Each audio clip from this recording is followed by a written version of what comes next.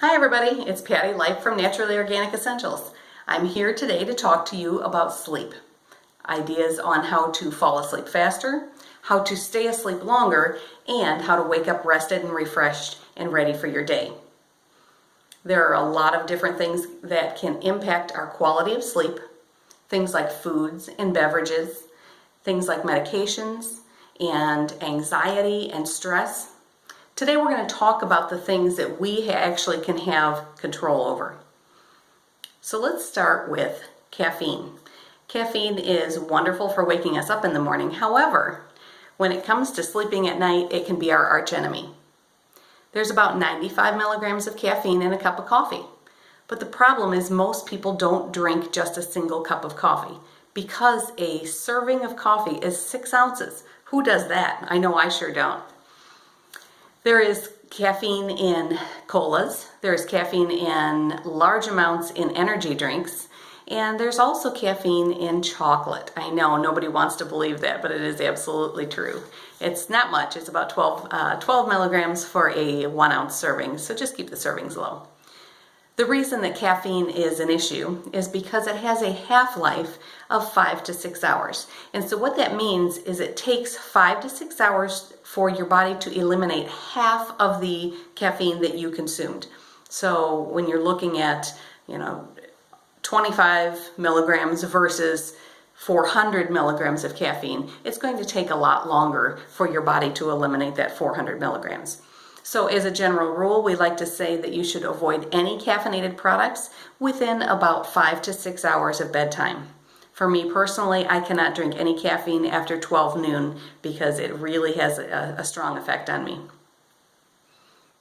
One of the other things that we can look at is stress and anxiety.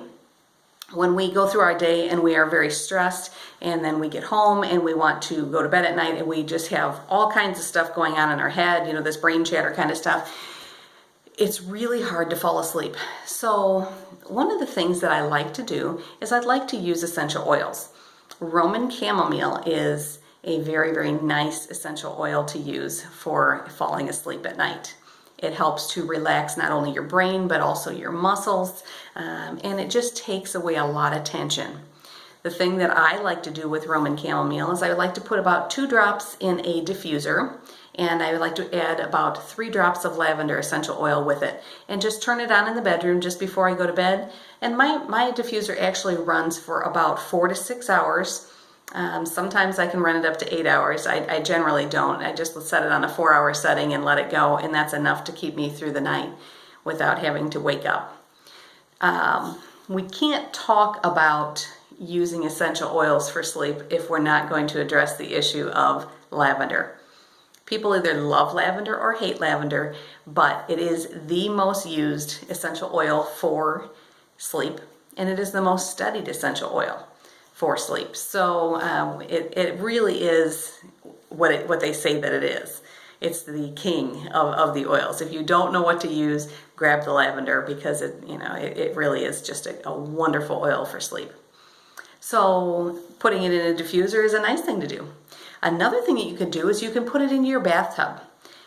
Taking an aromatic bath is a really nice way to just get yourself ready for bed, relax all of those tense muscles in your neck and your back, and just release all that tension before you go to bed.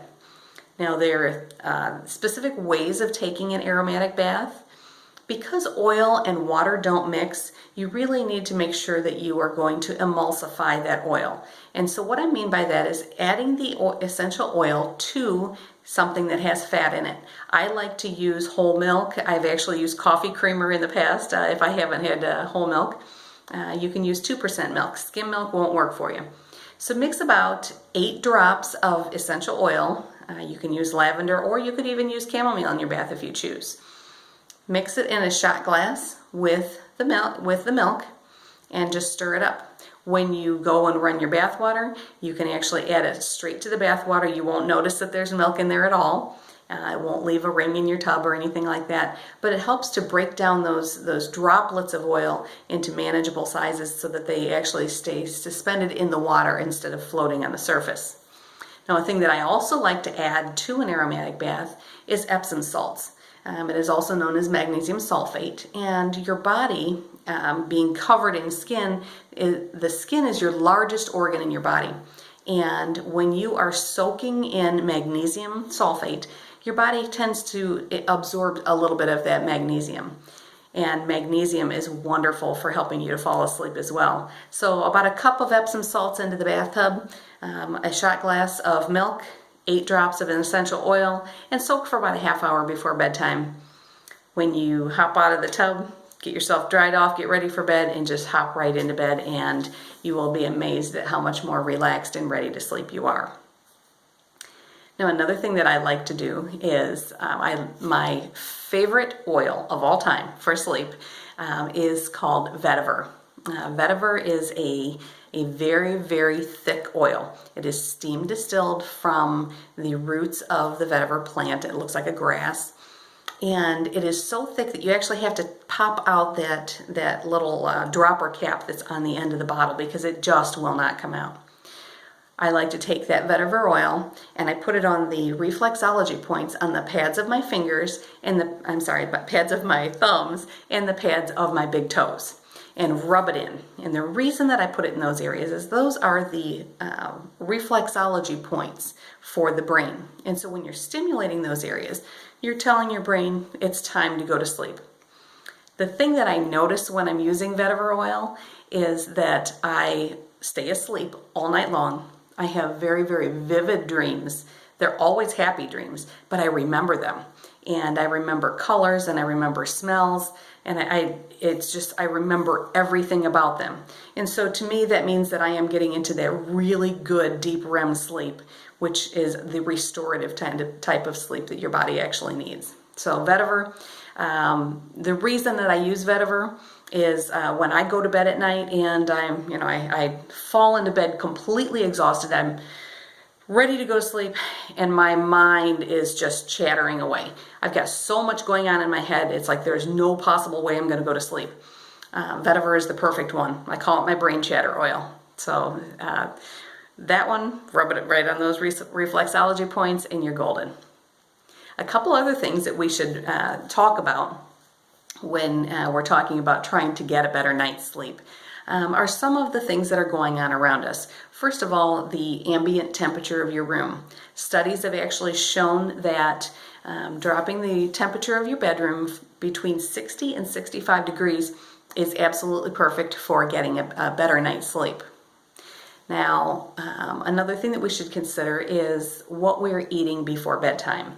Obviously, things like eating tacos and highly spicy foods are probably not the best thing, especially if you have heartburn and things like that. But another thing is you really shouldn't be eating sugar before bedtime. And it is an old wives' tale that sugar will keep you up and things like that. That's truly not the case. However, what happens when you eat carbohydrates before bedtime is carbohydrates, when they are metabolized, they increase your body temperature a little bit. Well, your normal circadian rhythm, your sleep-wake cycle, your body temperature tends to drop at night. And so when you're eating sugars just before bed, it takes a lot longer for that body temperature to start dropping. So avoiding the sugars and maybe eating some kind of a healthy fat, something like avocado or yogurt. Both of those are very high in the good healthy fats and they're high in magnesium. And we already talked about magnesium being something that's really good for helping you to fall off to sleep. And then another thing that we can't dismiss is technology. So as much as I know you want to watch the videos before you go to bed, this is not the time. The reason that technology is a problem is because things like cell phones and televisions, and computers, they emit a very concentrated blue light, and it's much more concentrated than normal ambient light. And studies have shown that blue light, any blue light, but especially that very concentrated blue light, it decreases your normal body sleep hormone, and it's called melatonin. So you don't want to decrease that melatonin level because you're using a lot of things that have that concentrated blue light at nighttime. The recommendations there are to omit all electronics 30 to 60 minutes before bedtime and help that melatonin level to start to rise. Okay, so I've given you a few ideas on how to sleep. We've talked about lavender, we've talked about vetiver, we've talked about Roman chamomile, and then we've talked about some other things that we can do to avoid caffeine, and maybe you could darken your room with some room darkening curtains, lower your room temperature, avoiding sugars immediately before bed, and maybe intaking a little bit of nice fat.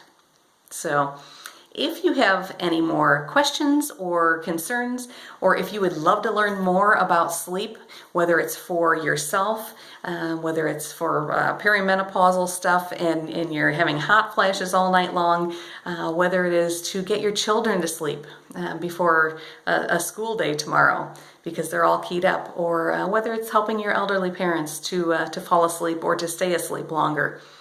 I have all kinds of ideas. So if you want to contact me on my Facebook page, or you can contact me at naturallyorganicessentials.com. Have a great night, and I hope you sleep well.